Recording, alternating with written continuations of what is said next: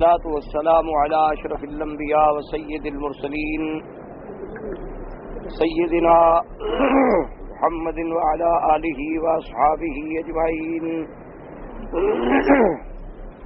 اللهم صل على سيدنا محمد وعلى آل سيدنا محمد كما صليت على إبراهيم وعلى آل إبراهيم في العالمين إنك حميد مجيد. أعوذ بالله من الشيطان الرجيم. بسم الله الرحمن الرحيم.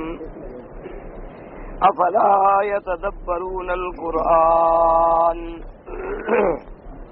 ولو كان من عند غير الله لوجدوا فيه اختلافا كثيرا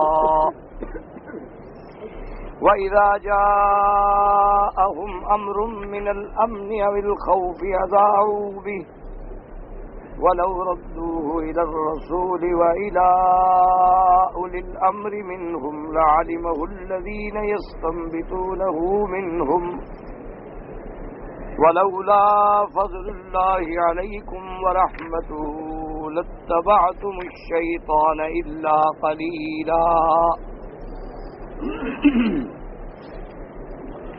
سورۃ النساء کی ان آیات مبارکہ میں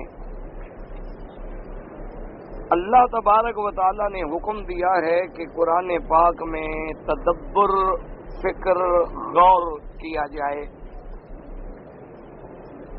اس سے سابقہ آیات میں آپ نے الحمدللہ پڑھا ہے اور سنا ہے کہ حکم یہ تھا کہ جب اللہ نے جہاد کا حکم دیا تو منافقین جو تھے وہ گھبرانے لگے،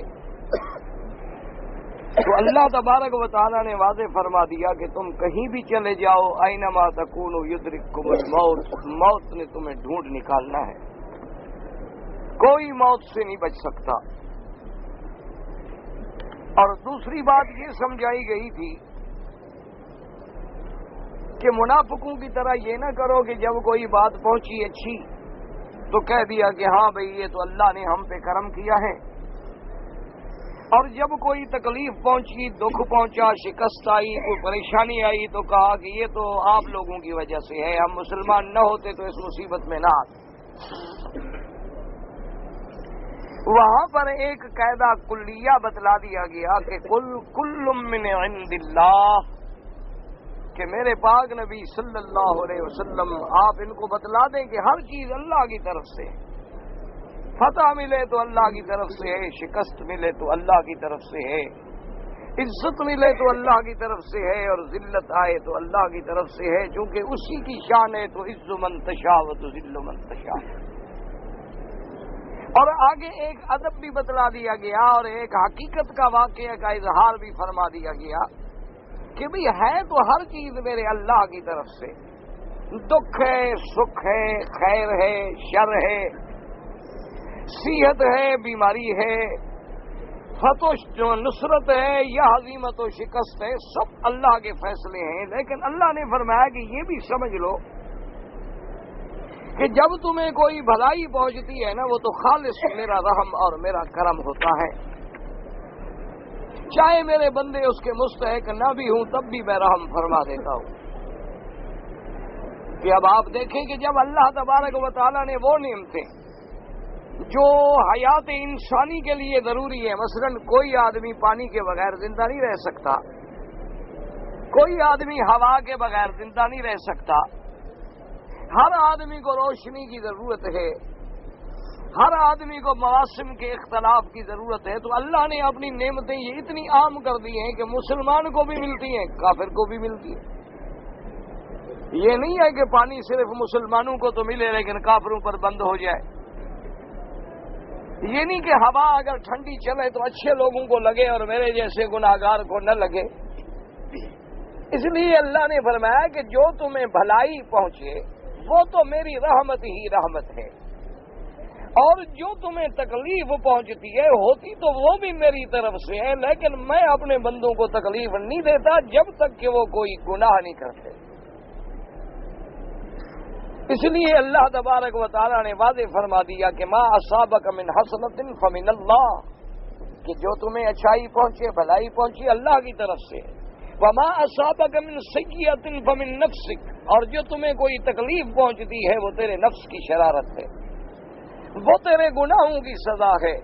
اس لیے حضور پاک صلی اللہ علیہ وسلم نے، سرکار مدینہ رحمت دو جہاں صلی اللہ علیہ وسلم نے فرما دیا کہ کسی بندے پر کوئی مصیبت نہیں آتی ما نظر بلاء الا بذنب، مگر اس کے کسی گناہ کی وجہ سے ہوتی ہے، اور نہ وہ مصیبت رفع ہوتی ہے مگر توبہ سے، کہ آدمی توبہ کرے، اللہ کے دروازے پہ گر جائے، تضرع کرے، عاجزی کرے، گڑ گڑائے، تو اللہ پاک کریم ہے، وہ معافی بھی عطا فرما دے۔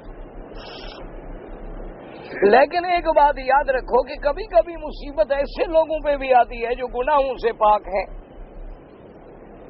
تو اس لیے آدمی بڑے حیران ہو جاتے ہیں کہ چلو جی ہمیں تو مصیبت آئی گناہوں کی وجہ سے، لیکن انبیاء تو پاک ہیں،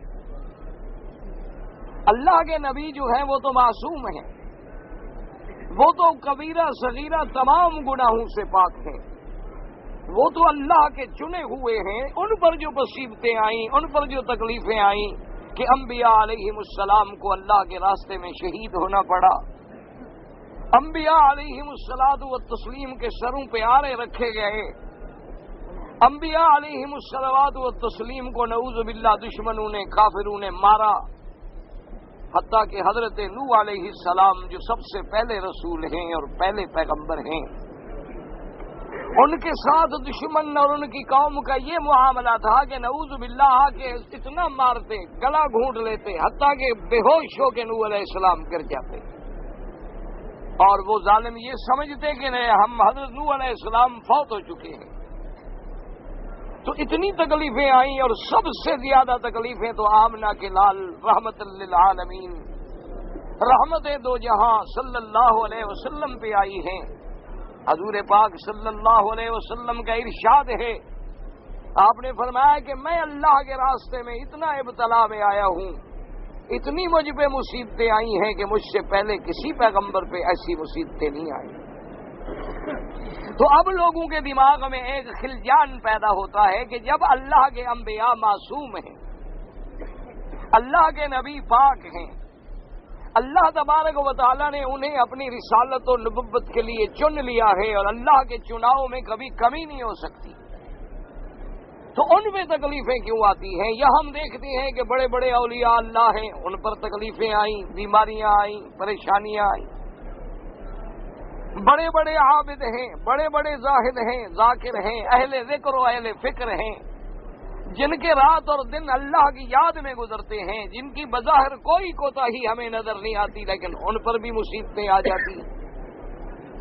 تو اس لیے اس بات کو سمجھ لیں کہ مصیبتیں جب آتی ہیں تو اس کی وجوہات، حضور پاک صلی اللہ علیہ وسلم نے فرمایا کہ اگر ہماری امت کا کوئی گناہ گار ہے اور اس پہ کوئی مصیبت آ گئی، تکلیف آ گئی، بیماری آ گئی، کوئی پریشانی آ گئی، کوئی فصل میں مال میں گھاٹا آ گیا، تو وجہ یہ ہوتی ہے اللہ چاہتے ہیں کہ دنیا میں تکلیف دے کے اس کو گناہوں سے پاک کر دے۔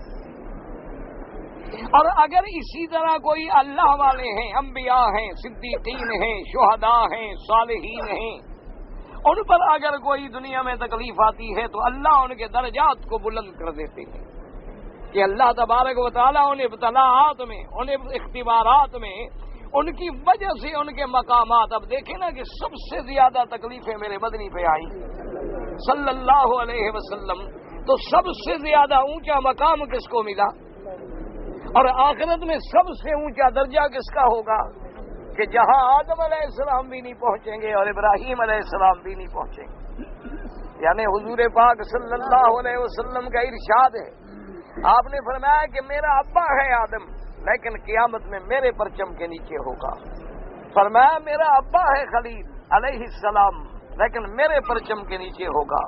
تو اگر دنیا میں تکلیفیں زیادہ آئیں تو اللہ نے شان بھی اتنی اونچی کر دی۔ اب دیکھیں اہل بیت رسول پہ مصیبتوں کے پہاڑ ٹوٹ گئے۔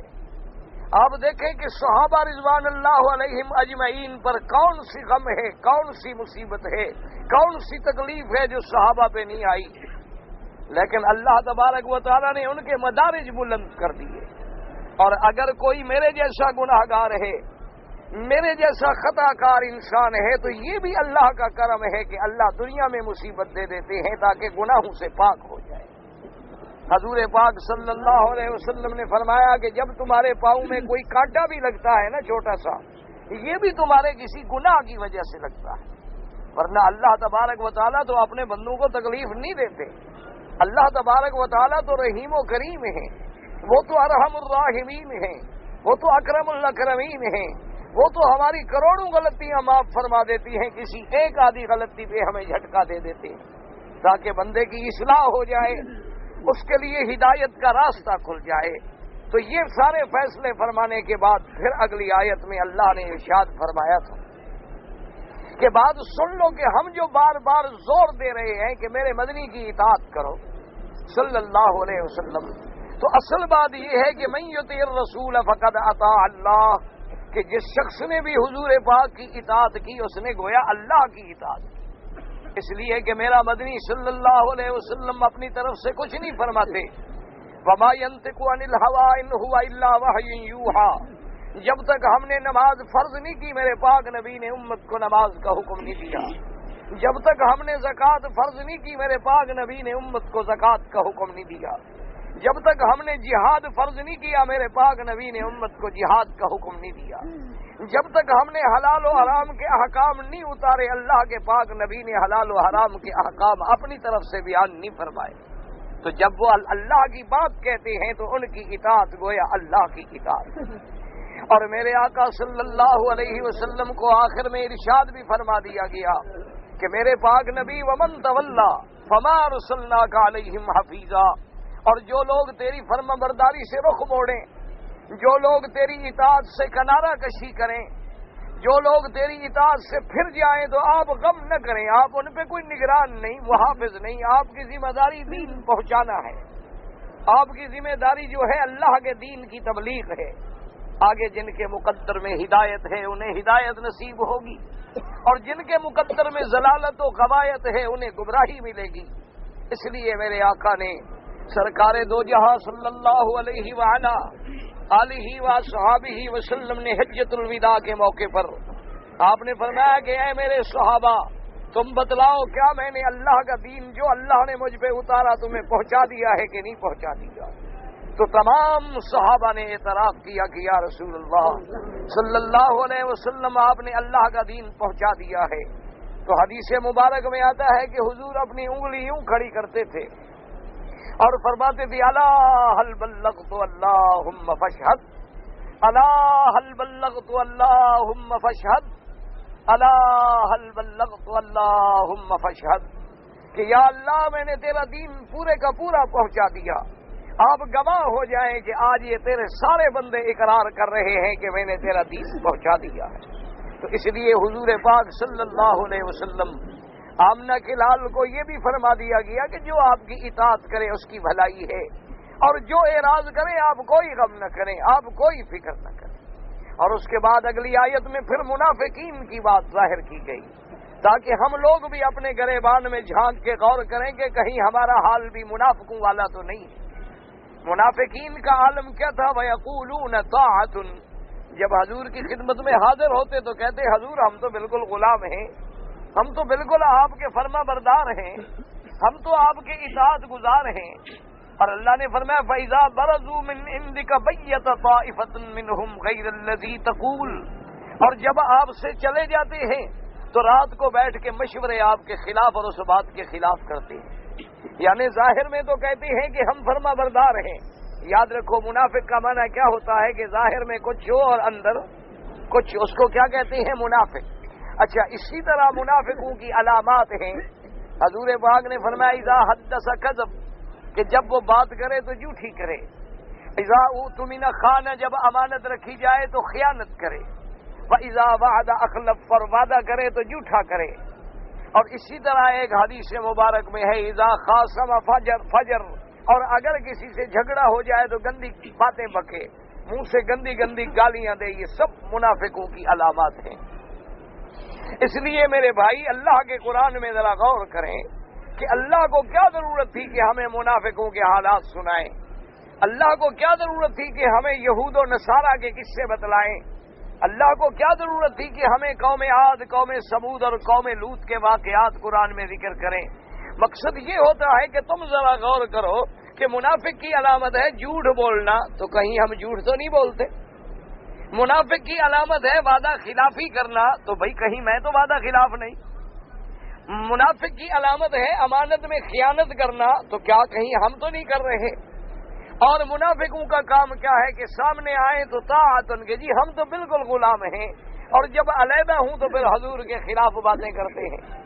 تو ہر آدمی ذرا اپنے اپنے گریبان میں جھانکے، ہر آدمی ذرا اپنے اعمال کا خود تجزیہ کرے۔ ہمیں جب قیامت والے دن نامہ عمل پڑھنا ہے، اگر آپ چاہیں تو آج بھی تو پڑھ سکتے ہیں۔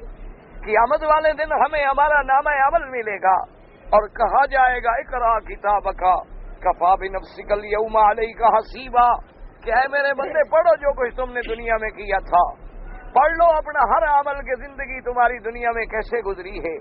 تو آج بھی ہم ذرا اس بات پہ غور کریں، ایمان سے کہیں کہ ہمارے آج کے دور میں جو مسلمان ہیں، جو مختلف عالم اسلام میں رہنے والے مسلمان ہیں، ایمان سے کہیں کہ وہ بظاہر کتنا حضور کے نام پہ قربان ہوتے ہیں۔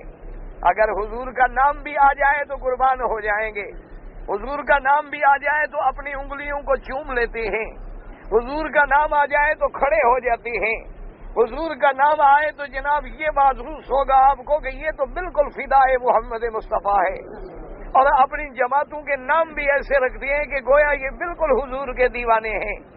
لیکن جب آپ ان کے عمل پہ غور کریں گے تو نہ شکل محمد مصطفیٰ سے ملتی ہے، نہ سیرت محمد مصطفیٰ سے ملتی ہے، نہ ان کے گھروں کا کردار محمد مدنی کے گھر سے ملتا ہے، نہ ان کی بیٹیوں کا کردار حضور کی بیٹیوں کے مطابق ہے، نہ ان کی بیویوں کا کردار حضور کی ازواج مطہرات کے مطابق ہے، نہ ان کے کھانے کے انداز، رہنے کے انداز، سونے کے انداز، پہننے کے انداز۔ یعنی آپ غور کریں گے کہ دعویٰ تو حضور کی غلامی کا ہے لیکن لباس کافروں کا ہے، دعویٰ تو عشق محمد مصطفیٰ کا ہے لیکن شکل انگریزوں کی ہے، دعویٰ تو حضور پاک میں مر مٹنے کا ہے لیکن گھر میں بالکل بے پردگی ہے، عریانی ہے، دعویٰ حضور صلی اللہ علیہ وسلم کے عشق کا ہے لیکن میری بہن اللہ کے کعبے میں بھی حضور کے روضے پہ سلام پڑھنے آئے تو کپڑے وہ پہنے ہوئے ہیں جس سے بدن نظر آئے، اور دعویٰ یہ ہے کہ ہم عاشق ہیں۔ تو کہیں سوچیں کہیں ہم بھی تو منافق نہیں ہیں؟ فرق تو صرف یہ ہوگا کہ وہ منافق اعتقادی تھے اور آج ہمارے ہاں منافق عملی ہیں۔ یعنی وہ تو اعتقاد میں بھی منافق تھے کہ ظاہر کہتے تھے حضور اللہ کے نبی ہیں، لیکن باطن میں حضور کی نبوت کے منکر تھے، اور آج عمل کا منافق ہے آدمی کہ ظاہر دعویٰ اسلام کا کرتا ہے اور عمل کافروں کے کرتا ہے، ظاہر دعویٰ حضور کی محبت کا کرتا ہے اور عمل حضور کے دشمنوں کے کرتا ہے، ظاہر حضور صلی اللہ علیہ وسلم کی غلامی کا دم بھرتا ہے لیکن حضور کی نافرمانی میں زندگی گزر رہی ہے، جن جن چیزوں سے میرے پاک نبی نے روکا ہے انہی چیزوں میں مبتلا ہے، جن جن چیزوں سے حضور نے حکم دیا ہے ان کے قریب بھی نہیں آتا ہے۔ یعنی آج آپ دیکھ لیں حضور نے فرمایا کہ اگر ایک نماز چھوڑے تو آدمی کافر ہو جاتا ہے۔ آپ ٹھنڈے دل سے کسی مولوی کے جھگڑے میں نہ پڑیں، خود ذرا دامن پہ غور کریں کہ آج مسلمانوں میں کتنی پرسنٹیج ہے جو نماز پڑھتی ہے؟ کیا 1% بھی لوگ نمازی ہیں؟ 1%۔ یعنی آپ اندازہ کریں، آپ اپنے ذرا محلے پہ نظر ڈال لیں، آپ اپنے علاقے کے شہر پہ نظر ڈال لیں اور غور کر لیں کہ محلے کی آبادی مثال کے طور پہ 2000 ہے تو مسجد میں نمازی کتنے آتے ہیں؟ مسجد میں زیادہ سے زیادہ 10، 5، 6 آدمی، اور صبح کی نماز میں اور عصر کی نماز میں تو عام طور پہ امام اور مؤذن اکیلے ہوتے ہیں کہ اس نے اذان کہہ دی اور مؤذن پیچھے کھڑا ہو گیا، اور یہ مسلمان بھی ماشاءاللہ اور حضور کے عاشق بھی ہیں، کیونکہ ہم نے عشق کا فیصلہ صرف یہ کر لیا ہے کہ نہ نماز کی ضرورت ہے، نہ روزے کی ضرورت ہے، نہ حضور کی فرما برداری کی ضرورت ہے، نہ حلال کھانے کی ضرورت ہے، بس مذہب اسلام چند رسمیں ہیں، ان رسومات پہ عمل کر لیں کہ 12 ربیع الاول کو جھنڈیاں لگا لیں، یا معراج شریف کا کوئی جلسہ بنا لیں، یا سیرت النبی کے نام پہ کوئی کانفرنس رکھ دیں، یا کوئی اللہ کا ولی فوت ہو گیا ہے تو اس کے نام پہ عرس شریف کر لیں، بس ہم پکے مسلمان ہیں، نمازوں کی کیا ضرورت ہے، قرآن پڑھنے کی کیا ضرورت ہے؟ یہ وہ دھوکہ ہے کہ ہم نے اسلام کو ایک رسومات کا مذہب کے نام پر ہم نے رسومات کے مجموعے کا نام رکھ دیا ہے۔ کوئی آدمی 10 دن محرم کے ماتم کر لیتا ہے، سارا سال چھٹی، اس کو کسی عمل کی ضرورت ہی نہیں ہے، بس 10 دن جو اس نے ماتم کر لیا، کپڑے سیاہ پہن لیے، اس نے اہل بیت رسول کی محبت میں اپنے آپ کو زنجیروں سے زخمی کر لیا، بس حضرت علی تو انتظار میں کھڑے ہوں گے ان کو لینے کے لیے، چاہے وہ نماز نہ پڑھتا ہو۔ اور پھر وہی ماتم کرنے والا تقریر یہ کرتا ہے کہ حضرت حسین کا سر سجدے میں کٹا تھا، لیکن تیرا سر تو سجدے میں جھکا ہی نہیں کبھی۔ وجہ کیا ہے؟ آخر یہ منافقت نہیں ہے تو کیا ہے؟ مجھے سمجھائیں۔ اس لیے اللہ تبارک و تعالی ہمیں منافقوں کے احوال بتلاتے ہیں۔ اب دیکھیں قوم لوط پہ کیوں عذاب آیا تھا کہ سب سے پہلے مردوں سے بدفعلی کا رواج جو ہے قوم لوط نے نکالا تھا، اس پر اللہ کا عذاب آیا کہ پوری بستی کی بستیاں آسمانوں کی طرف اٹھا کے الٹ ڈالی گئیں۔ تو کیا آج حضور کی امت میں یہ بیماری ہے کہ نہیں؟ ذرا ٹھنڈے دل سے غور کر لیں تو پھر ہم کیسے توقع کر سکتے ہیں کہ ہم زندگی تو گزاریں قوم لوط والی اور ملے ہمیں رحمتیں اور نعمتیں، زندگی تو گزاریں ہم قوم عاد والی اور ملے ہم پر اللہ کی رحمتیں، زندگی گزاریں ہم قوم سمود والی اور ملے اللہ تبارک و تعالیٰ کی ہمیں رحمتیں۔ اس لیے کہ مولا ہم تو مسلمان ہیں، مولا ہم تو تیرے نام لیوا ہیں۔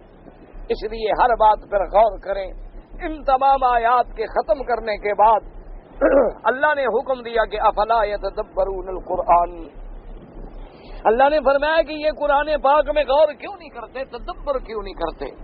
ایک قرآن کا پڑھنا ہے، ایک قرآن کا تلاوت کرنا ہے اور ایک قرآن میں تدبر کرنا ہے۔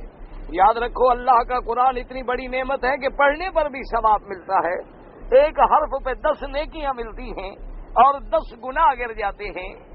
اور پھر اللہ کا قرآن ایسی نعمت ہے کہ کوئی نہ پڑھے، صرف کھول کے زیارت کرے تب بھی اللہ کی رحمت نازل ہوتی ہے۔ تو جس کے پڑھنے پر بھی رحمت ہے، جس کے دیکھنے پر بھی رحمت ہے، اب جناب اس کے لیے حکم ہے کہ قرآن میں ڈوب جاؤ، تدبر کرو اور غور کرو۔ لیکن یاد رکھو کہ ہر آدمی کو جیسے اللہ نے عقل علیحدہ دی ہے، ہر آدمی کی فہم جدا جدا ہے، اسی طرح ہر آدمی کے تدبر کا نتیجہ بھی جدا ہے۔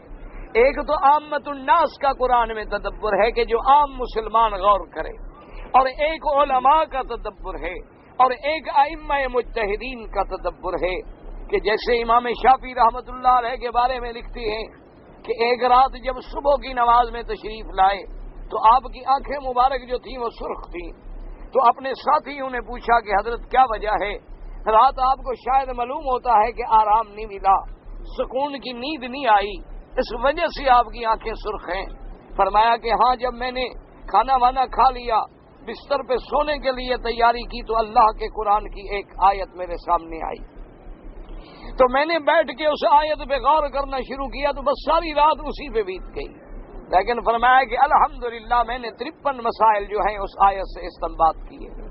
تو اس لیے ایک تدبر ہے ائمہ دین کا، ایک تدبر ہے اصحاب رسول اللہ کا، ایک تدبر ہے ابن عباس رضی اللہ تعالی عنہ کا، ایک تدبر ہے سیدنا ابی بکر و عمر عثمان و علی رضوان اللہ علیہم اجمعین کا، ایک تدبر ہے زید بن ثابت اور ابی بن کعب اور عبداللہ ابن مسعود کا، ایک تدبر ہے اس میں معاذ بن جبل اور ابی موسیٰ اشعری کا، اور ایک تدبر ہے عام اصحاب رسول کا۔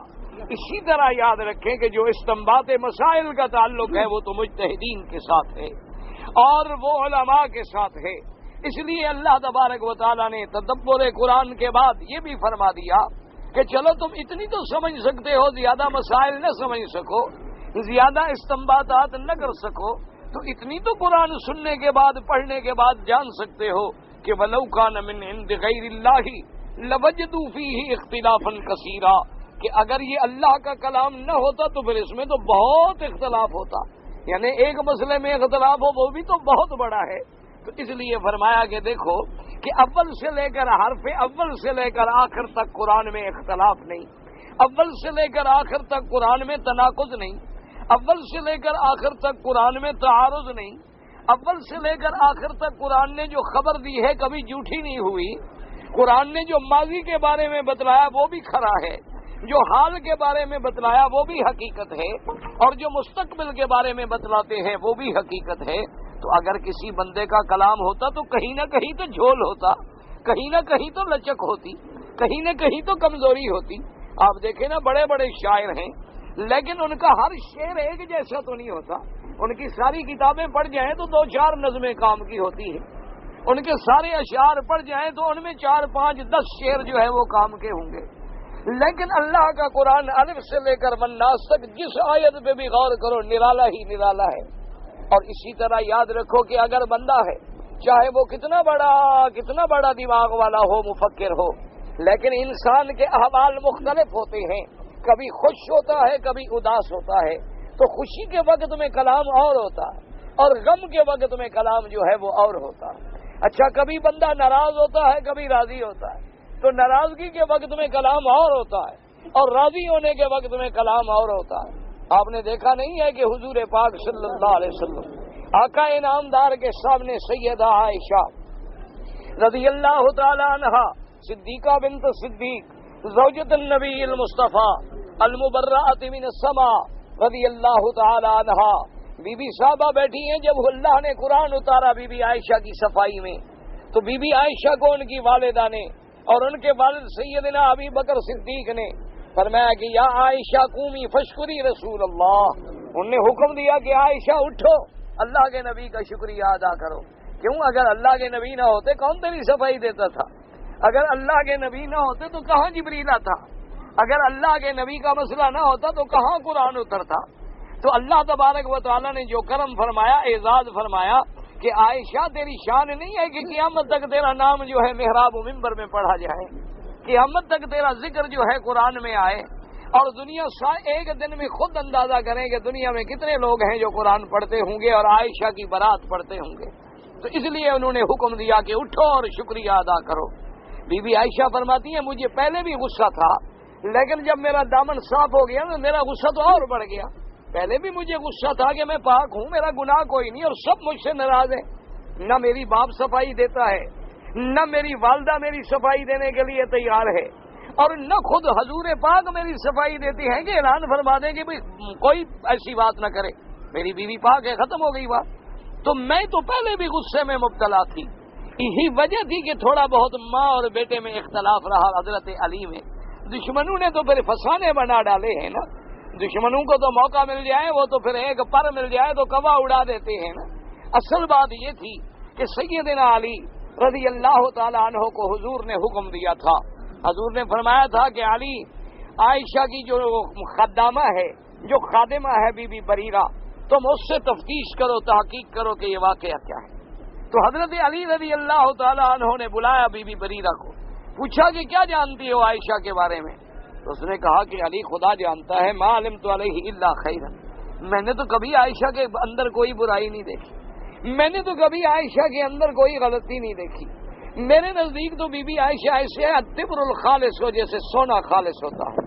تو حضرت علی غصے میں آ گئے، اور حضرت علی نے بعض روایات میں ہے کہ غصے میں آ کے بی بی بریرہ کو مارا اور فرمایا میں تیری چمڑی ادھیڑ لوں گا، سیدھی سیدھی بات بتاؤ عائشہ سے غلطی ہوئی ہے کہ نہیں ہوئی؟ تو حضرت علی رضی اللہ تعالیٰ عنہ مار رہے ہیں، بی بی تڑپ رہی ہے۔ حضرت علی جیسا آدمی کسی کو مارے کو مذاق تو نہیں نا۔ تو حضرت علی رضی اللہ تعالیٰ، لیکن بی بی نے کہا کہ حضرت علی جب پاک ہے تو میں جھوٹ کیسے بول سکتی، آپ جو چاہیں مجھے سزا دیں۔ اچھا، پھر حضور پاک نے پوچھا کہ ہاں علی رضی اللہ تعالیٰ عنہ تمہاری تفتیش کا کیا نتیجہ نکلا ہے؟ تو حضرت علی رضی اللہ تعالیٰ نے عرض کیا کہ یا رسول اللہ، بریرہ فرماتی ہے کہ عائشہ پاک ہے، لیکن آپ اتنا غم کیوں کرتے ہیں؟ ایک عورت ہی تو ہے نا عائشہ، اور کیا ہے، آپ چھوڑ دیں، طلاق دے دیں اور شادی کر لیں۔ تو یہ بات تھی جو ماں کے دل میں رہ گئی کہ میرا بیٹا ہو کر ماں کی طلاق کا مشورہ دے رہا تھا، کہ اگر حضور صلی اللہ علیہ وسلم بھی جوش میں آ کے مجھے طلاق دے دیتے میں تو پھر مر گئی قیامت تک، میں تو ازواج رسول سے بھی کٹ جاتی، اور علی میرا بیٹا ہے، اس کو تو ایسا مشورہ نہیں دینا چاہیے تھا کہ ماں کو طلاق دے دو۔ دیکھو نا، حضرت عمر نے بھی تو آخر مشورہ دیا ہے۔ حضرت عمر سے جب حضور نے فرمایا کہ عمر تمہاری کیا رائے ہے، اس نے کہا حضور پہلی بات تو یہ ہے کہ ابن ابی قحافہ کی کیا طاقت ہے کہ حضور کے گھر کے مسئلے میں دخل دے؟ یا رسول اللہ، ہم کچھ بھی ہو جائیں لیکن ہماری کیا جرت ہے کہ ہم حضور کی بیوی کے بارے میں بات کریں؟ حضور نے فرمایا میرا حکم ہے، تم مشورہ دو، تمہاری کیا رائے ہے؟ کیونکہ حضرت عمر اب قری ہیں۔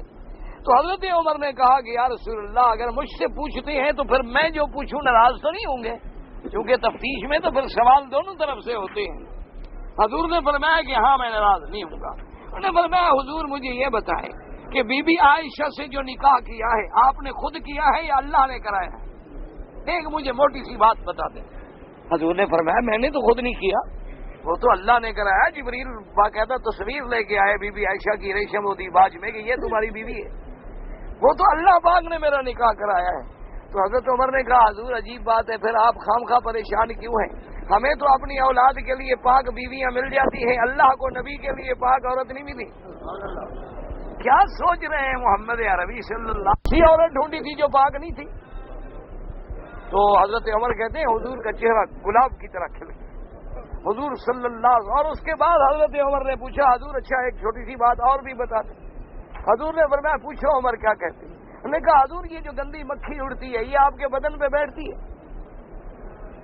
تو حضور نے فرمایا نہیں، اللہ نے مجھے گندگی سے پاک رکھا ہے، کوئی گندی چیز میرے قریب نہیں آتی۔ تو انہوں نے کہا حضور یہ چھوٹی سی مکھی اللہ نہیں آنے دیتا، گندی عورت حضور کے گھر آ سکتی ہے؟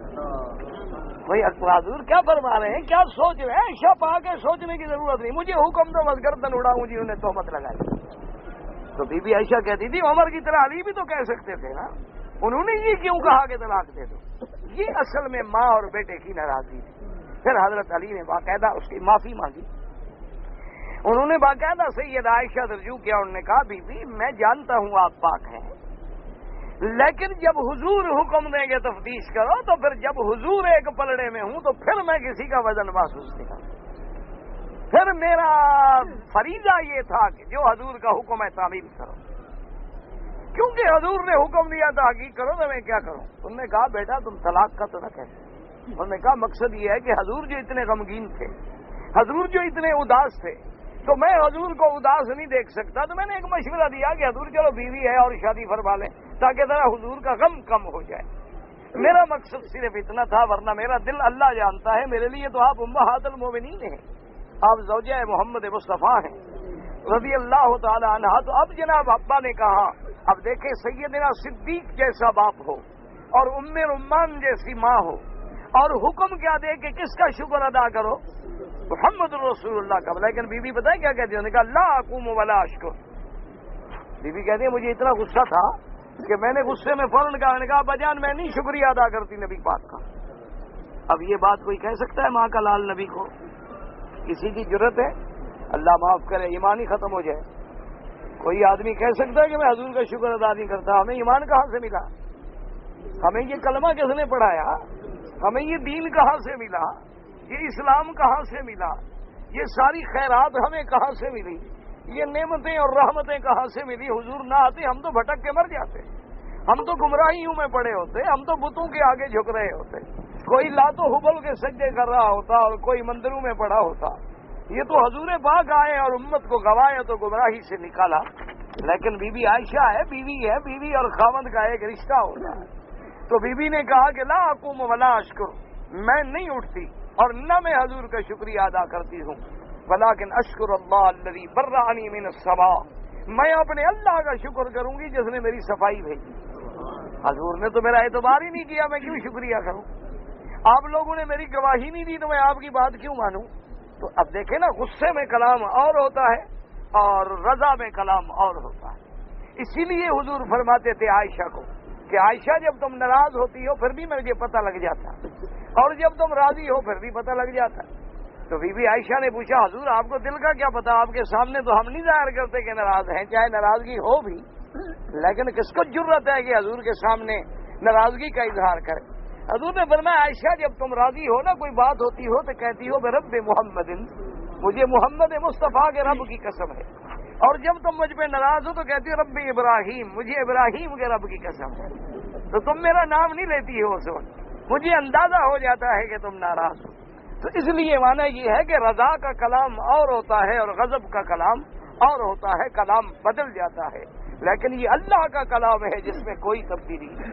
وَلَوْ كَانَ مِنْ عِنْدِ غَيْرِ اللَّهِ لَوَجَدُوا فِيهِ اخْتِلَافًا كَثِيرًا، اگر یہ اللہ کا کلام نہ ہوتا تو اس میں تو پھر تناقض ہوتا، اس میں تو پھر تعارض ہوتا، ایک جگہ کچھ حکم ہوتا اور دوسری جگہ کچھ حکم ہوتا۔ آپ آج کل نہیں دیکھتے ہیں پارلیمنٹ میں آپ بڑے چن چن کے لوگ بھیجتے ہیں، آپ نہیں دیکھتے ہیں کہ آپ کے وکلاء جو ہیں ماشاءاللہ وہ کریم ہوتے ہیں کسی ملک کی، ذہین لوگ ہوتے ہیں، لیکن آپ دیکھیں ماشاءاللہ روزانہ 500 غلطیاں کرتے ہیں، روزانہ اللہ کی رحمت سے ایک فیصلہ کریں گے تو شام کو کہیں گے وہ غلط ہو گیا، پرسوں کہیں گے وہ جلدی میں ہو گیا، اترسوں کہیں گے یار ہم نے تو اس کے مشورے پہ اعتبار کر لیا، اسے تو مروا دیا۔ تو وجہ کیا ہے کہ بندوں کا کلام ہے، بندوں کے کلام کا کیا اعتبار ہے؟ ایک ہی پی ایل ڈی لے کے 2 وکیل کھڑے ہوتے ہیں، ایک اسی قانون سے مجرم ثابت کر رہا ہے، ایک اسی قانون سے برات کا دعوے دار ہے، ایک اگر ادھر لگا رہا ہے اور ایک اگر بعد میں لگا رہا ہے، ایک مگر لاکھ لگا کے ملزم کو چھڑا رہا ہے اور ایک چونکے لگا کے ملزم کو پھانسی پہ چڑھا رہا ہے۔ قانون ایک ہے لیکن بگاڑ پیدا ہو رہا ہے۔ تو اس لیے لیکن اللہ کے قرآن نے دیکھو جو فیصلہ فرمایا، آج تک خدا کے قرآن کا کوئی ایک حکم غلط نکلا؟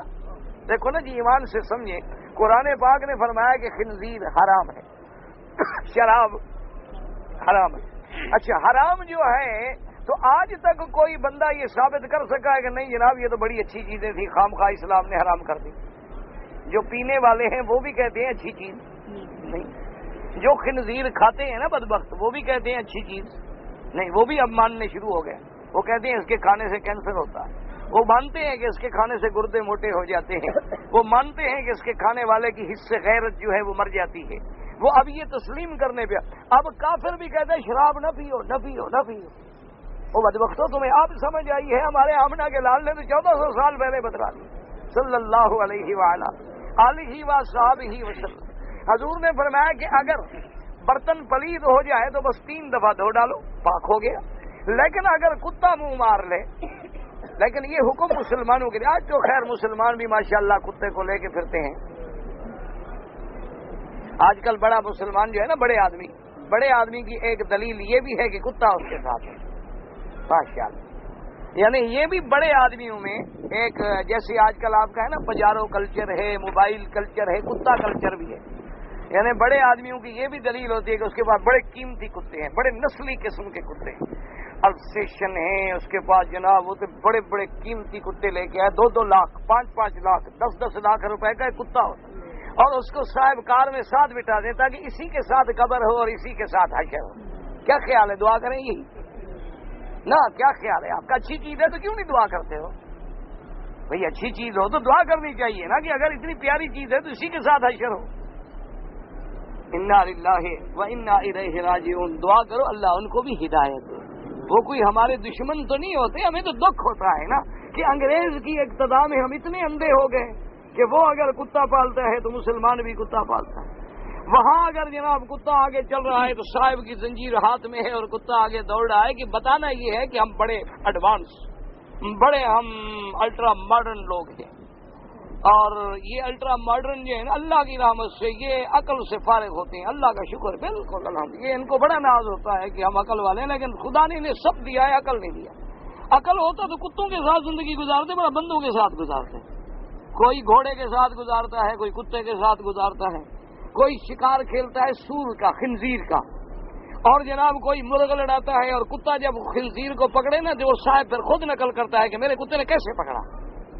تو دیکھیں نا، یہ عقل ایمان سے کوئی عقل کی بات ہے کہ آدمی کتا بن کے دکھلائے کہ جی میرے کتے نے حملہ کیسے کیا، اور میرے کتے نے جب ایسے اس کو پکڑا تھا نا جی، وہ میرے پاس ایک میرا دوست ہوتا تھا، مر گیا میرے خیال میں، اللہ اس کی قبر پہ رحمت کرے، وہ ایک دفعہ میرے پاس آیا اور آ کے بڑا بیچارہ رو رہا ہو، بالکل حقیقتاً رو رہا واقعتاً، یعنی آنسو بہا رہا ہو۔ میرا دوست تھا غریب، میں نے کہا کیوں رو رہا ہے، اس کو مارا ہے کسی نے کیا؟ ہم نے کہا کیا ہو گیا چاچا؟ بڑا تھا، میری عمر سے بھی بہت بڑا۔ میں نے کہا چاچا خیر ہے؟ کہتا ہے سائیں کیا پوچھتے ہو، میرے کتا جو ہے نا پیر کے منہ میں آ گیا، وہ اس نے سرائکی میں کہا کہ میرے کتے کو سائیں نے چک میں ڈالا ہوا ہے۔ میں نے کہا کیا ہو گیا؟ کہتا ہے پیر کو دعوت دی تھی، میرا کتا دیکھ لیا، پیر کو پسند آ گیا، کہتا ہے کتا دو۔ تو اب سائیں کے چک میں ہے، مہربانی کرو چھڑا دو۔ اور میں نے کہا پیر تمہارا ہے تو میں کیسے چھڑا دوں، اور تم اچھے مرید ہو کہ پیر کے لیے کتا بھی قربان نہیں کر سکتے۔ اور میں نے کہا سائیں پیر جان مانگے نا وہ حاضر ہے، پر کتا نہیں دوں گا۔ میں نے کہا پھر ہے کہاں پیر؟ کہتا ہے سائیں کیا کرے، وہ در پہ بیٹھا ہے۔ تو میں نے کہا تم ادھر کیسے نکل آئے؟ اس نے کہا اور میں کیا کرتا، میں پچھلے سے گھر سے نکل کے بھاگا کے وکیل صاحب کے پاس جاؤں، وہ آپ کا بڑا خیال کرتا ہے پیر ہمارا، تو مہربانی کرو سائیں کتا چھڑواؤ۔ اور میں نے کہا یار عقل کرو، تہذیب سیکھو۔ خیر میں نے اس کے پیر کو پیغام بھیجا بھی عقل کرو، تو اگر تمہیں واقعی کتا پسند ہے تو کسی غریب کو بھی کتا رکھنے دو، سارے کتے امیر تو نہ لے جاؤ نا، ایک آدھا کتا غریب کے پاس بھی رہنے دو۔ تو خیر پیر صاحب نے مان لیا، اللہ ان کو جزائے خیر دے، وہ پتہ نہیں وہ بھی شاید فوت ہو گئے، اللہ ان پہ بھی رحمت فرمائے۔ دیکھو جی ہمارا کوئی دشمن نہیں ہوتا، یاد رکھو۔ لوگ کہتے ہیں مولوی ہمیں کہہ رہا تھا، یہ جھوٹ ہے، ہم کسی کو نہیں کہتے اللہ معاف کرے، ہم کسی کو نشانہ نہیں بناتے، لیکن قاعدہ یہ ہوتا ہے نا کہ آپ ذرا کلون چھڑکے نا، جہاں زخم ہوگا تو لگے گا، حالانکہ آپ تو خوشبو لگا رہے ہوتے ہیں نا، لیکن اگر کہیں تھوڑا سا آپ کو زخم تھا، بلیڈ لگ گیا تھا تو فوراً وہاں پکڑ لے گا، باقی جگہ پہ نہیں پکڑے گا۔ تو ہم جب بات کرتے ہیں تو جب زخم ہوتا ہے تو اس کو لگتا ہے، وہ سمجھتا ہے مولوی مجھے کہہ رہا ہے، اللہ معاف کرے مولوی کے تم دشمن ہو، یا مولوی تمہیں جانتا ہے کہ تم کون ہو، مجھے تو طالبوں کا نام نہیں آتا، مجھے عند اللہ کسی کا نام نہیں آتا۔ الحمدللہ کبھی پوچھا ہی نہیں، اللہ کا شکر ہے، آ گئے نہیں آئے نہ آئے، اللہ کوئی اور بھیج دے گا۔ آپ نے تو ان کا نام کبھی نہیں پوچھا، ایک کا نام مجھے نہیں آتا۔ اچھا یہ 24 گھنٹے بیچارہ میری خدمت کرتا ہے، مجھے اس کا نام نہیں آتا، کبھی ذہن میں الحمدللہ سوچا ہی نہیں۔ بھئی کوئی پڑھتا ہے اللہ کے لیے، ہم نے کوئی تنخواہ لینی ہے کہ ان کے نام یاد کرے کہ اس مہینے اس نے بل دیا ہے کہ نہیں دیا۔ جب اللہ کے لیے پڑھانا ہے آ گئے الحمدللہ، نہیں آئے الحمدللہ، اللہ پاک محروم نہ کرے، اسی دین میں رکھے اور دین پڑھاتے پڑھاتے موت آ جائے، بس یہ دعا کر دیا کریں، اور ہماری کوئی دشمنی نہیں ہوتی کسی۔ اس لیے ہمیشہ یاد رکھیں کہ قرآن نے حکم دیا، حدیث پاک نے حکم دیا کہ اگر کتا منہ مار جائے تو اس برتن کو 3 دفعہ نہیں، حضور نے فرمایا اس کو تو 7 دفعہ دھوئیں، یعنی باقی اگر کوئی ہے تو 3 دفعہ، لیکن اگر کتے نے منہ مار لیا، زبان مار لی، تو اس کو 7 دفعہ دھوئیں اور 8ویں دفعہ مٹی سے دھوئیں، 8ویں دفعہ جو ہے مٹی سے دھوئیں۔ اچھا پہلے جب ہم چھوٹے تھے پڑھتے تھے یہ حدیث مبارک تو ہم یہ سمجھتے تھے کہ بھی چونکہ حضور پاک کے زمانے میں صابن تو تھے نہیں، حضور پاک صلی اللہ علیہ وسلم کے زمانے میں کوئی اینٹی سیپٹک کلوریکس وغیرہ یہ دوائیں تو ایجاد نہیں ہوئی تھی نا، تو مٹی ہوتی تھی، لوگ مٹی سے دھو دیتے تھے، اس لیے حضور نے فرمایا کہ مٹی سے دھو دو۔ لیکن آج 1400 سال کے بعد یہ راز کھلا کہ نہ ہم جاہل ہیں، ہم نے تو حضور کا فرمان ہی نہیں سمجھا۔ اصل مقصد یہ تھا کہ اب تحقیق یہ ہوئی ہے کہ کتے کے منہ میں جو جراثیم ہیں، جراثیم ہوتے ہیں، وہ بغیر مٹی کے کسی چیز سے مرتے ہی نہیں۔ اب جدید تحقیق اس فیصلے پہ پہنچی ہے کہ اس کو آگ میں بھی ڈال دو وہ نہیں ٹھیک ہوتے، اس کو اینٹی سیپٹک دواؤں میں ڈبو کے 24 گھنٹے رکھ لو وہ نہیں مرتا، اس کا مرنا ایک ہے کہ مٹی آ جائے، مٹی سے رگڑا لگاؤ تو صاف ہو جاتا ہے۔ تو اب جو بات حضور نے فرمائی تھی اور 1400 سال کے بعد بھی سچی حضور صلی اللہ علیہ وسلم نے۔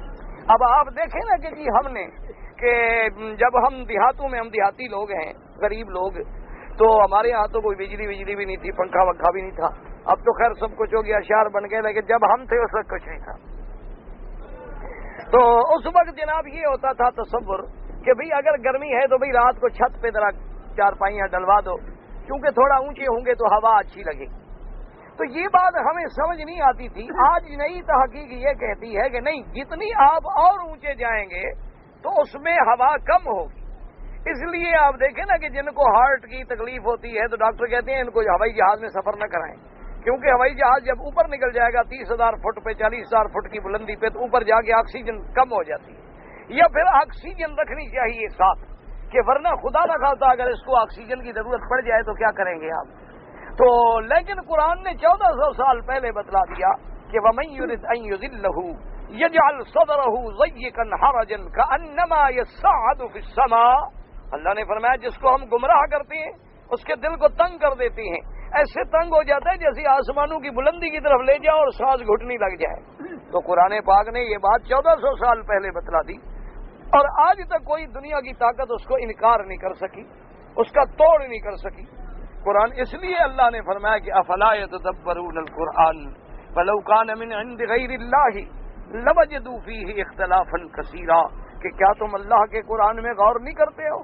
اللہ کے قرآن میں تدبر کرو، اور قرآن میں تدبر کرنے کے بعد اگر کسی چیز میں اختلاف ہو جائے تو پھر علماء کی خدمت میں جاؤ، وہ علماء یستنبطونہ منہ، وہ استنباط کہتے ہیں اصل میں کنویں سے پانی نکالنا، اور کنویں سے جو پانی نکلے اس کو کہا جاتا ہے ماء مستنبت، یعنی علماء جو ہیں وہ قرآن کے اندر سے مسائل نکالیں گے۔ تو اس لیے ان آیات میں یہ بھی ہمیں ہدایت ملی کہ جو مسائل ہم نہیں جانتے ہم اس میں علماء کی اقتدا کریں، ہم علماء سے پوچھیں، فقہاء سے پوچھیں کہ وہ اندر سے مسائل نکال کر ہمیں بتلائیں اور سمجھائیں۔ اللہ آپ کو مجھے قرآن سمجھنے کی توفیق۔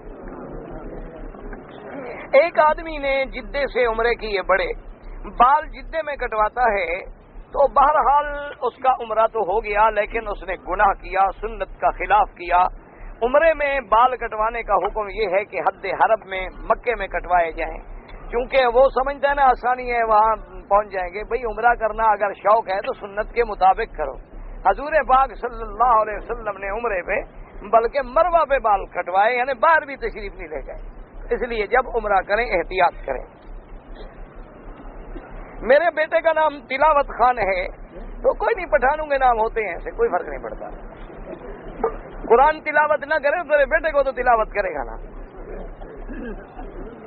ہمارے نام ایسے ہوتے ہیں، گل خان ہوتا ہے، تلاوت خان ہوتا ہے، ہم کہتی ہے خدا کہتا ہے، یہ کوئی بات نہیں بھئی، ایسی بات۔ بہرحال اسلامی نام تو نہیں، لیکن حرج کوئی نہیں۔ عرفات سے اگر احرام باندھ کے عمرہ کریں ہو سکتا ہے، عرفات حد حرم سے باہر ہے۔ آب زمزم کھڑے ہو کے پئیں، بیٹھ کے پئیں، دونوں جائز ہیں۔ صفا مروہ کے درمیان میں عورت کو حیض آ جائے تو چکر پورے کر سکتی ہے۔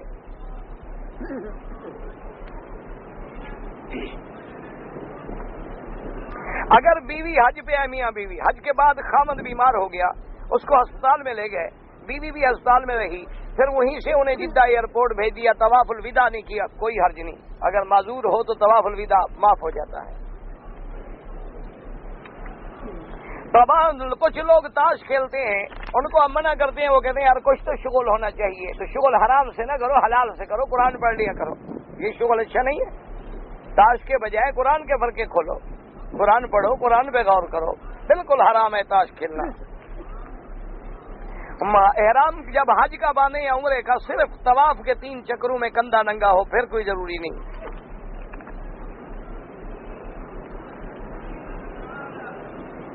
یہ نکاح طلاق کے مسائل دارالافتاء سے رجوع کریں۔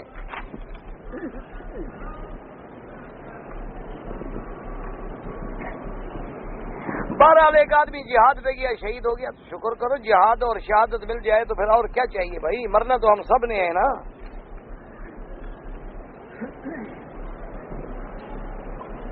حضرت ابراہیم علیہ السلام جب بی بی ہاجرہ کو لے کے آیا تو مکان تو کوئی نہیں تھا نا، زمزم کے پاس بٹھا دیا، بس چلے گئے۔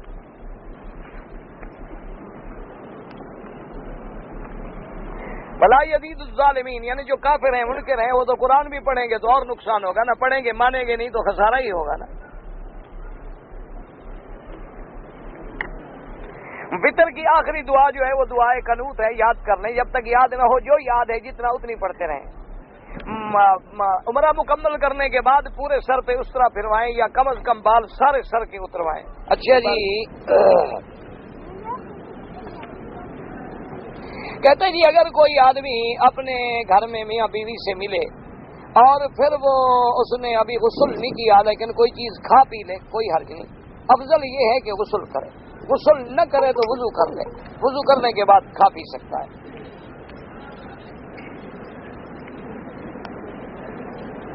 میں کمپنی میں کام کرتا ہوں، 3 سال سے عرصہ زیادہ ہو گیا ہے، میرا پتہ نہیں کیا ہے، ہمیشہ کیا ہوا ہے پتہ نہیں، بہرحال جو بھی ہے استغفار پڑھو، رکن یمانی پر ہاتھ نہ لگے، اس اشارے کی ضرورت نہیں ہے۔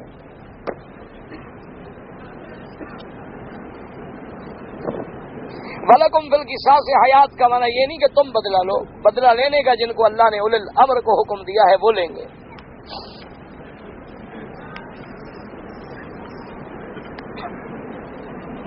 ایک عورت کا بچہ 6-7 مہینے کا گرا تو وہ دفن کر دیں، بس پیدا ہونے کے وقت چیخ مارے تو پھر تو جنازہ پڑھیں گے، اگر اس نے کوئی چیخ شیخ نہیں ماری تو کوئی جنازہ نہیں، دفن کر دیں۔ کسی نے کچھ روپیہ بنگلہ دیش سے بھیجا ہے حرم شریف میں، تو آپ حرم شریف میں کوئی جہاں مناسب سمجھے لگا دیں۔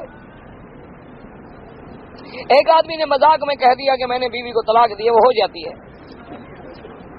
نماز تہجد کا ٹائم ساری رات ہے، افضل ٹائم جو ہے آخری رات کے حصے میں ہے۔ اگر ایک آدمی مثلاً سنی تھا، زکوٰۃ سے بچنے کے لیے اپنے آپ کو شیعہ کہہ دیا، تو کیا نکاح ٹوٹ جائے گا؟ نکاح تو نہیں ٹوٹے گا، لیکن توبہ کرے کہ 4 روپے بچانے کے لیے اس نے اتنا بڑا جھوٹ بولا۔ ماہ رمضان میں طواف کرنا افضل ہے یا تراویح؟ تراویح سنت مؤکدہ ہے، طواف تو نفلی عبادت ہے نا، تراویح پڑھیں پھر طواف کریں۔ قرآن میں جو الف لام میم ہے اس کا کیا مطلب ہے؟ اللہ عالم، اللہ جانتے ہیں، کوئی نہیں جانتا۔ ویسے لوگوں نے بتایا ہے کہ الف سے الف اللہ ہے، لام سے جبریل ہے، میم سے محمد مصطفیٰ ہے، لیکن یہ سب غلط باتیں ہیں۔ اصل بات یہ ہے کہ اللہ عالم، اللہ جانتے ہیں۔ ازواج مطہرات کے نام کیا ہیں؟ کتابوں میں دیکھ لیں۔ ہم امریکہ میں رہتے ہیں اور حلال گوشت نہیں ملتا، بالکل غلط بات ہے، ملتا ہے، بالکل ملتا ہے۔ ہم تو جب جاتے ہیں ہمیں تو وہاں بڑے بڑے حلال کے مراکز ملتے ہیں، واشنگٹن میں، نیو یارک میں، شکاگو میں، بفلو میں، ہر جگہ پر، اپنا منیسوٹا میں جہاں بھی گئے حلال کے مرکز تھے۔ تمہیں پتہ نہیں کیوں نہیں ملتا؟ نہیں ملتا تو خود حلال کر لو، لیکن حرام نہ کھاؤ، خود خرید لو اور حلال کر لو۔ اگر میں نے اپنی بیوی تھی، مسلمان ہوئی، الحمدللہ، نماز نہ پڑھے سختی کر سکتے ہیں، بالکل کر سکتے ہیں۔ جو آدمی ہمیشہ داڑھی منڈائے اس کو امام نہ بنائے، اس کے پیچھے نماز نہیں ہوتی۔ قصر نماز 48 میل کے بعد، چاند 2 ٹکڑے ہوا تھا، بالکل ہوا تھا۔ مردہ زندہ شخص کی طرف سے، مردے کی طرف سے طواف اگر والدین ہیں وہ کر سکتے ہیں۔ کوشر جو ہے وہ بھی حلال ہے، یہودیوں کا ذبح وہ بھی حلال۔ روزی کے لیے پریشان ہیں، پریشان ہونے کی کوئی ضرورت نہیں، روزی اللہ نے لکھی ہوئی ہے، نہ بڑھ سکتی ہے نہ کم ہو سکتی ہے۔ جب اللہ پر ایمان ہو تو پریشان ہونے کا کیا مطلب؟ باقی یہ ہے کہ روزانہ رات کو سورۃ الواقعہ پڑھا کریں اور کثرت کے ساتھ استغفار کیا کریں اور گناہوں سے بچنے کی کوشش کریں، کیونکہ جب آدمی گناہوں میں ڈوب جاتا ہے نا، نتیجہ یہ ہے کہ آہستہ آہستہ رزق تنگ ہو جاتا ہے۔ وَمَن يَتَّقِ اللَّهَ يَجْعَل لَّهُ مَخْرَجًا وَيَرْزُقْهُ مِنْ حَيْثُ لَا يَحْتَسِبُ۔ اللہ فرماتے ہیں تم متقی بن جاؤ، مجھ سے ڈرنے والے بن جاؤ، تمہیں رزق ایسی جگہ سے دوں گا کہ تمہارے گمان میں بھی نہیں ہوگا۔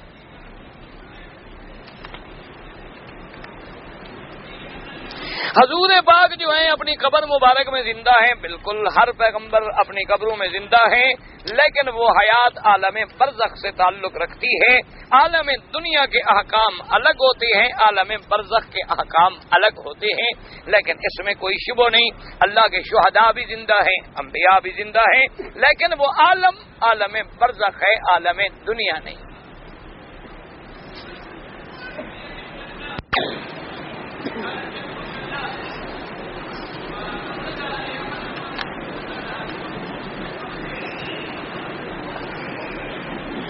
کہتے ہیں جی ایک آدمی کی شادی ہوئی، ابھی 3 یا 4 یا 5 مہینے گزرے تھے کہ بچہ پیدا ہو گیا، تو صاف بات ہے ابھی 4 یا 5 مہینے کا بچہ کامل مکمل پیدا نہیں ہو سکتا، یہ قاعدہ ہے، اصول ہے، کم از کم جو ہے 6 مہینے کا بچہ ہوتا ہے۔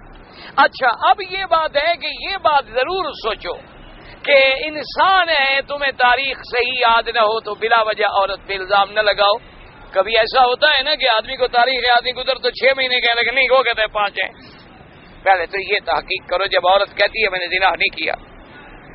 بہرحال اگر تمہارا نکاح، تمہارے ملنے کی تاریخ رجسٹر میں درج ہے اور 4 مہینے کے بعد بچہ ہوا، صاف پتا ہے کہ وہ بچہ حلال کا نہیں ہے، لیکن اب نکاح والے کا شمار ہوگا کیونکہ وہ حالت نکاح میں پیدا ہوا ہے، الولد للفراش، لیکن اس نے طلاق دے دی ہے تو بات ختم ہو گئی، پھر جھگڑے کی کیا ضرورت ہے؟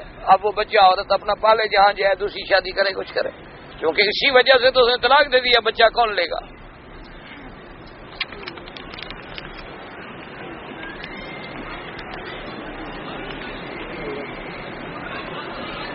مسجد الحرام میں لوگ جو ہیں آگے سے گزرتے ہیں اور نمازیوں کے آگے سے گزرنا، بھائی گزارش یہ ہے کہ صرف طواف کرنے والوں کے لیے تو گنجائش ہے کہ وہ طواف کر رہے ہیں، ہم نماز پڑھ رہے ہیں، کوئی حرج نہیں، وہ کرتے رہیں، چونکہ وہ بھی گویا نماز میں، سمجھ آ گئی بات۔ اس کے علاوہ بلا وجہ جو لوگوں نے یہاں رواج بنا رکھا ہے کہ بغیر سوچے سمجھے آگے گزر جاتے ہیں، یہ نہیں کرنا، بچنا چاہیے۔ اگر مجبوراً گزرنا پڑے تو سجدے کی جگہ سے دور گزریں، سجدے والی جگہ پہ پاؤں دے کے نہ گزریں، اس سے دور گزر جائیں، وہ بھی مجبوری ہو ورنہ بچنے کی کوشش کریں۔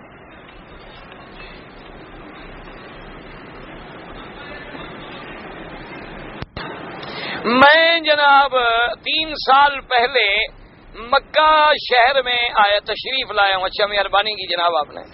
تو جب میں جدے سے مکہ مکرمہ کو روانہ ہوا تو معلوم نہ ہوا کہ میرا پہلا عمرہ ہے، مجھے احرام باندھنا۔ جدے سے تو احرام باندھنے کی ضرورت ہی نہیں تھی۔ اگر تم کسی اور ملک سے آئے ہو پھر تو تمہیں احرام باندھنا تھا اپنے ایئرپورٹ سے۔ اگر دوسرے ملک سے آئے اور جدے میں آ کے ٹھہر گئے، اب تم نے 1 مہینہ 2 مہینے 2 دن 4 دن 10 دن جدے میں رہے، وہی کام کیا، پھر جدے سے تم نے نیت کی آنے کی مکے، تو کوئی ضرورت نہیں، احرام باندھ لیتے تو ٹھیک تھا، اگر نہیں باندھا تب بھی کوئی حرج نہیں۔ مسجد عائشہ سے باندھ کے عمرہ کر لیا تب بھی کوئی حرج نہیں، کوئی حرج نہیں۔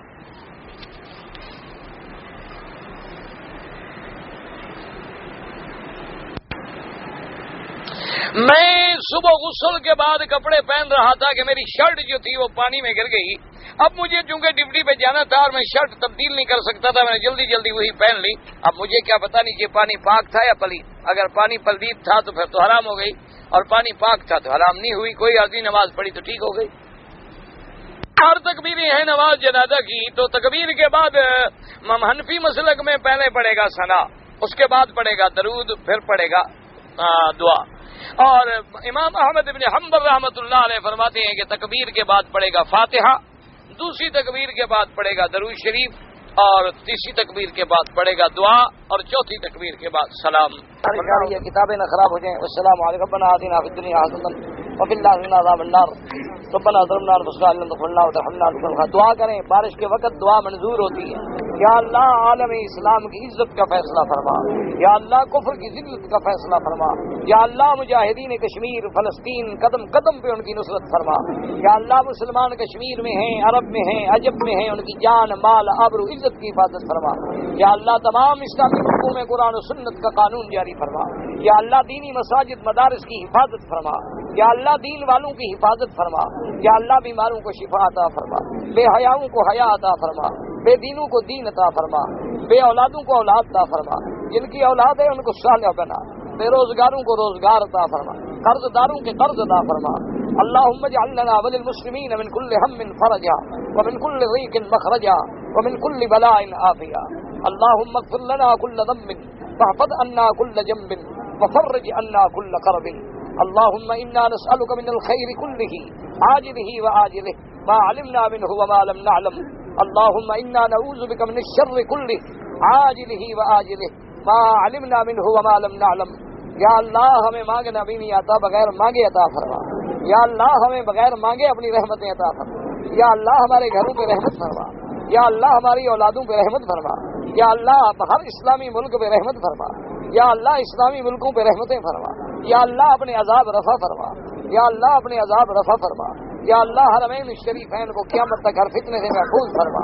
اللہم لا تعذبنا بذنوبنا، اللہم لا تہلکنا بذنوبنا، اللہم فرج ہم المہمومین ونفس کرب المکروبین وقض الدین عن المدینین واشفنا واشف مرضانا ومرضى المسلمین، وصلی اللہ تعالی علی خیر خلقہ سیدنا محمد وعلی آلہ واصحابہ اجمعین۔